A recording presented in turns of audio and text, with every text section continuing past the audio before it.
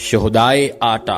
ज़हरा माई और कुंदन माई दोनों कजन थीं और बस्ती आरिफ में रहती थीं। अब ये बस्ती आरिफ कहाँ है? ये जतोई के मज़ाफ़ात में है और इस बस्ती में सिर्फ गरीब रहते हैं। कितने गरीब? इतने गरीब कि ये सिर्फ आटे के एक थैले के लिए जान दे सकते हैं। और कुंदन माई और ज़हरा माई भी ऐसी ही थीं। वजीर आजम ने पंजाब और इस्लामाबाद में मुफ्त आटा देना शुरू किया है। अब सवाल ये है, ये स्कीम सिर्फ पंजाब और इस्लामाबाद तक क्यों महदूद है? शायद वजीर आजम को 45 मुशीरों में से किसी ने ये इत्तला दे दी कि सिंध और बलूचिस्तान में लोग आटा नहीं खाते, वहाँ सिर्फ केक खाए जाते हैं। चुनाचे स्कीम सिर्फ पंजाब और इस्लामाबाद तक महदूद कर दी गई। और ये भी मुमकिन है वजीर आजम खुद को सिर्फ इस्लामाबाद और पंजाब का वजीर आजम समझते हों और उन्होंने बाकी मुल्क को आजाद मुमलिकत समझ लिया हो। बहरहाल हम ज़हरा माई और कुंदन माई की तरफ वापस आते हैं। ये दोनों भी हफ्ता 25 मार्च को मुफ्त आटा लेने तहसील जतोई के आटा पॉइंट पर गईं। लाइन लंबी थी और आटे के थैले कम थे, चुनाचे भगदड़ मच गई। ये दोनों जमीन पर गिरी और आटे के उम्मीदवार इनके ऊपर से गुजरते चले गए और ये दोनों उनके पांव तले कुचलती चली गईं, यहाँ तक कि ये कीमा बन गईं। इन्हें अस्पताल पहुंचाया गया, लेकिन ज़हरा माई उस वक्त तक इंसान कहाँ रही थी? वो कीमा बनकर दुनिया से रुखसत हो चुकी थी। ताहम डॉक्टर्स ने कुंदन माई को बचा लिया, लेकिन ये बचना भी क्या बचना था। ये आधी रह चुकी थी और इसका आधा वजूद आटे के मैदान का रिस्क बन चुका है। और ये वाकया कहाँ पेश आया? ये इस्लामी जमहूरिया पाकिस्तान में पेश आया, वो मुल्क जो पाक भी है, जमहूरिया भी और इस्लामी भी। लिहाजा मैं अगर ज़हरा माई को शहीद आटा कहूँ तो ये गलत नहीं होगा। क्यों? क्योंकि इस्लामी मुल्कों में मरने वाले खुद ब खुद शहीद हो जाते हैं। ज़हरा माई भगदड़ में शहीद होने वाली पहली खातून नहीं है। शहदाए आटा की तादाद अब तक आध दर्जन हो चुकी है और बहावल नगर, मंचनाबाद, दीपालपुर, मुल्तान, फैसलाबाद, कसूर, कोटअद्दू, तौंसा, चारसद्दा, बन्नू और मर्दान में भगदड़ मच चुकी है और इनमें दर्जनों लोग जख्मी भी हो चुके हैं। पेशावर में हुजूम ने फ्लोर मिल का गेट तोड़ दिया। फैसलाबाद में 74 बरस का बुजुर्ग आटे की नजर हो गया। हाफिजाबाद में रश ने दर्जन भर लोगों को जख्मों के साथ घर भिजवाया। कमालिया और बहावल नगर में लोग एक दूसरे के नीचे कुचले गए। 3 खवातीन शदीद जख्मी हो गयीं। कसूर के हॉकी ग्राउंड ने पूरे मुल्क को पीछे छोड़ दिया। पुलिस ने भूख से मारे लोगों पर लाठी चार्ज तक किया। कोटअद्दू में आटे की लाइन में खड़ी खातून अपनी बारी से पहले हार्ट अटैक से मारी गई। मुल्तान में भी एक बुजुर्ग कतार में खड़ा खड़ा फौत हो गया। खैरपुर, टामियावाली, पतोकी और खानपुर में मुजाहिरे हुए और आटे के लिए लड़ाई भी। शकरगर में डंडा बर्दाश्त शहरियों ने आटे का ट्रक लूट लिया, जबकि रहीम यार खान में आटा तकसीम करने वालों ने आटा ले जाने वालों को थप्पड़ों का निशाना बनाया। और ये ऐसे दर्जनों वाकयात में से चंद हैं, जबकि पूरे पंजाब में हर आटा लाइन में यही हो रहा है। ये वाकयात 3 हकीकतें साबित करते हैं।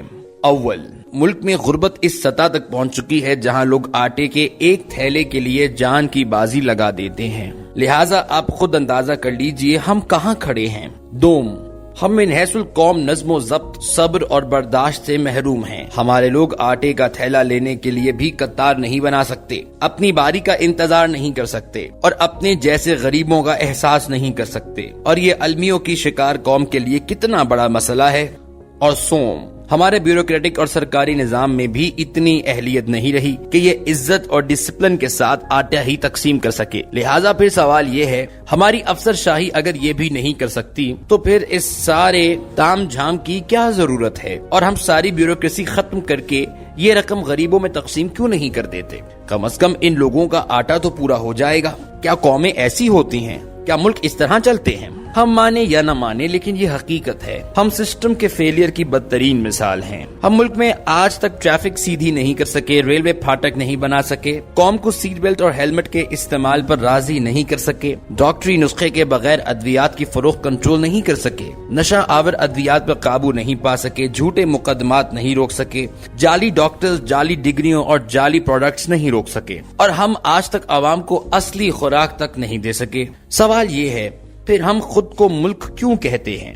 मेरी हुकूमत से दरखास्त है, आप कुछ और करें या ना करें, आप मेहरबानी फरमाकर आटे की सप्लाई का कोई बाइज्जत रास्ता तलाश कर लें। आप ब्राजील ही से सीख लें। لولاڈی سلوا نے اپنے سابق دور میں برازیل میں غربت کے خاتمے کا شاندار منصوبہ متعارف کرایا تھا۔ حکومت غریبوں کے اکاؤنٹ میں رقم ڈال دیتی تھی اور لوگ سٹور سے عام لوگوں کی طرح کھانے پینے کی اشیاء خرید لیتے تھے۔ پیپلز پارٹی کا بے نظیر انکم سپورٹ پروگرام لولاڈی سلوا کے بولسا فیملیا کی کاپی ہے۔ حکومت بے نظیر انکم سپورٹ کے ذریعے غریب لوگوں کو پیسے بھجوا دیتی تھی اور یہ لوگ بازار سے آٹا خرید لیتے تھے۔ ہم یہ کیوں نہیں کر سکتے؟ ہم موبائل فونز کے ذریعے لوگوں کو پیسے بھجوا دیں اور یہ بازار سے آٹا خرید لیں۔ ترکی میں ہر شہر میں رضاکار موجود ہیں۔ حکومت انہیں اشیاء اور لوگوں کی فہرست دے دیتی ہے اور یہ رضاکار عزت کے ساتھ کھانے پینے کا سامان لوگوں کے گھروں میں پہنچا دیتے ہیں۔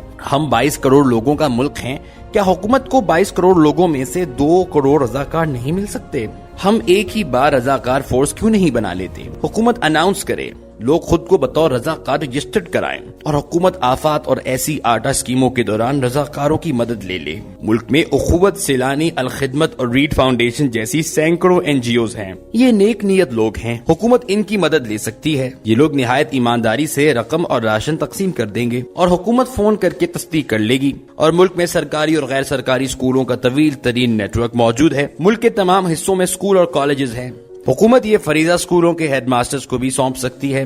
آٹے کا ایک ٹرک اسکولوں میں بھجوا دیا جائے اور ہیڈ ماسٹر اپنی نگرانی میں طالب علموں کے ذریعے یہ آٹا تقسیم کرتے ہیں۔ لیکن یہ تمام طریقے کیونکہ باعزت ہیں اور ان میں وزیر اعظم کی تصاویر چھپنے کی گنجائش بھی نہیں اور ان میں بیوروکریسی کیمپس کے بندوبست کے نام پر کروڑوں روپے بھی پار نہیں سکتی، چنانچہ حکومت اس طرف نہیں آئے گی۔ ہڑبونگ، افراتفری اور دھکم پیل سے کیونکہ وزیر اعظم اور وزیر اعلیٰ کا پروفائل بڑھتا ہے، یہ تھیلے تقسیم کر کے غریبوں کے ساتھ تصویریں اتروا سکتے ہیں اور یہ آٹا شہیدوں کے نام پر بیوروکریٹس کو معطل بھی کر سکتے ہیں اور ٹیلی ویژن چینلز کو وزیر اعلیٰ نے نوٹس لے لیا یا وزیر اعظم سخت برہم کے ٹکٹس بھی بھجوا سکتے ہیں، چنانچہ یہ سسٹم کی طرف نہیں جا رہے، یہ کوئی باعزت طریقہ تلاش نہیں کر رہے۔ کیوں؟ کیونکہ اس میں پبلسٹی کی گنجائش نہیں ہے۔ حکومت مانے یا نہ مانے لیکن یہ حقیقت ہے۔ اس آٹا سٹنٹ کا مقصد عمران خان کی مقبولیت کا مقابلہ ہے۔ عمران خان دن بدن مضبوط ہوتا چلا جا رہا ہے، یہ حکومت اور اسٹیبلشمنٹ دونوں کے قابو نہیں آ رہا۔